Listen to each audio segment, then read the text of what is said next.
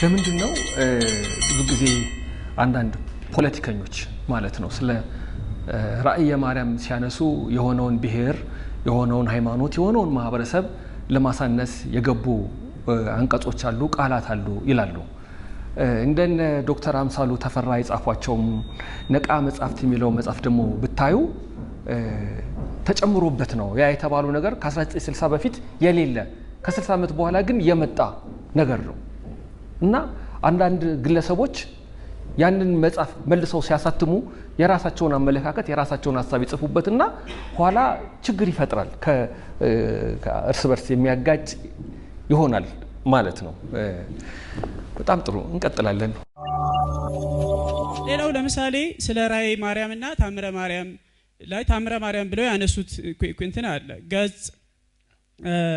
244 ላይ ማለት ነው ምንድነው የሚለው በእምነት ተቋማት ሳይቀር ሃያኛው መቶ ክፍለ ዘመን እንኳን በታምረ ማርያም የተገለጸውን ከጋላና ሻንቅላ ተብሎ የተገለጸ በነገራችን ላይ ታምረ ማርያም ላይ ሳይሆን ይሄ ብዙ ጊዜ ኮት የሚደረግ ራእየ ማርያም ላይ ነው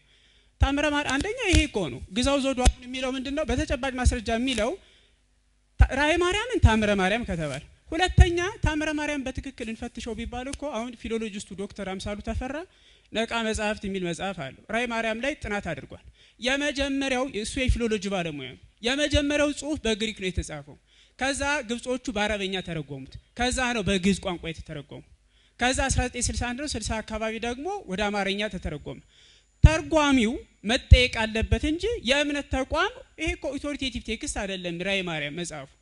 ሁለተኛ በቅንነት እንፈትሸው ከተባለ የሆነ እምነት ተቋም እንደዚህ ብሎ ሰደበን ተብሎ ኮት ከመደረግ ይልቅ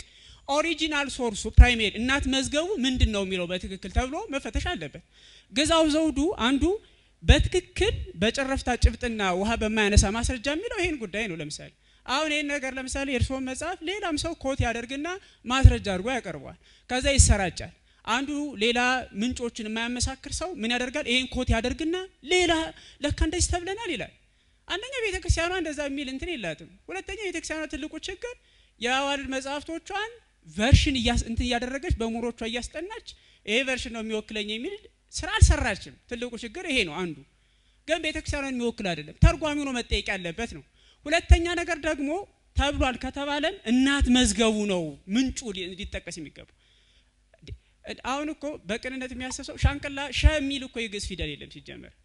ኢቭን እንኳን ሸ የሚባል የግዕዝ ፊደል የለም እኔ እምለው ምንድነው አዎ ግለሰቦች በተለያየ እንትን የሚጽፉት አሉታዊ እንትኖች አይኖሩም ልል አልችልም በአዎንታዊ መልክ ደግሞ የተጻፉ እንትኖች አሉ በልብ ወለድ ጀምሮ እንኳን የህሊና ደወልና ካርማስ ባሻገር ብናነብ በዓሉ ግርማ ትግሬ አማራ ሲል ጋላ ብሎ ነው የሚጠቅሰው በዓሉ ግርማ ኦሪጂኑን ያውቃል ምናልባት ቋንቋውን ካደገ በኋላ እንት ላይለው ይችላል ራሱን ሊሰድብ እንደዛ ብሎ ሊጽፍ አይችልም ኢንቴንሽኑ ምንድነው ከተባለ የሆነን ማህበረሰብ ስም እንትን ለማድረግ ነው ስለዚህ አሉታዊና አዎንታዊዎቹን እንትን ብንመለከታቸው ጥሩ ነው ሌላው ሚስ ኢንተርፕሬት የተደረጉ ምሁራን አሉ በያምናሉ አንዱ ለምሳሌ ፕሮፌሰር ጌታቸው ነው በዘርዓ ያዕቆብ ጉዳይ የተጻፈው ለምሳሌ ገጽ ዘርዓ ያዕቆብ ላይ የተነሳባቸው ማለት ነው ገጽ 57 ላይ ገጽ 177 ላይ ማለት ነው አሁን ፕሮፌሰር ጌታቸው ዘርዓ ያዕቆብ እንደሚደግፉ ተደርገው የቀረቡበት እንትን አለ አንድ ኮት ሊቅ ይሏቸዋል እንደዚህ ይሏቸዋል በነገራችን ላይ የሳቸው ራሱ ስለ ዘርዓ ያዕቆብ ያላቸውን አመለካከት በትክክል ለማወቅ የጻፉትን መጽሐፍ በሙሉ ማየት ያስፈልጋል ለምሳሌ የግዕዝ ስነ ጽሁፍ ብዙ አፍታ ቆይታ የሚለው መጽሐፋቸው ላይ በገማልያልና በዘርዓ ያዕቆብ የነበረውን ክርክር ያነሳሉ ሄኖክ ላይ ኩፋሌ ላይ በሚነሳው ጥያቄ ተከራከራቸውና መጽሐፈ ብርሃን ላይ እሱ ሐሳቡን ገለጸ ከዛም በአስራው መጽሐፍት እንዲጠቃለሉ አደረገው ይላል ይሄንን ለማድረግ ይላሉ እንደ ዘርዓ ያዕቆብ አይነት አምባገነን መሆን ይጠይቃል ይላል አይ ሊቅ ብቻ ነው ብለው የሚገልጿቸው የሚሉት በዛኛው በኩል ደግሞ የሚገልጹበት መንገድ አለ ባይራ ሐሳብ ላይ ለምሳሌ በሚለው መጽሐፋቸው ላይ የሚገልጹት እንትላል እንዳውም አካዳል ሱልጣኔቶች ጋር ጦርነት በሚገጡበት ጊዜ ደም አስተፏቸው ብለው ይገልጻሉ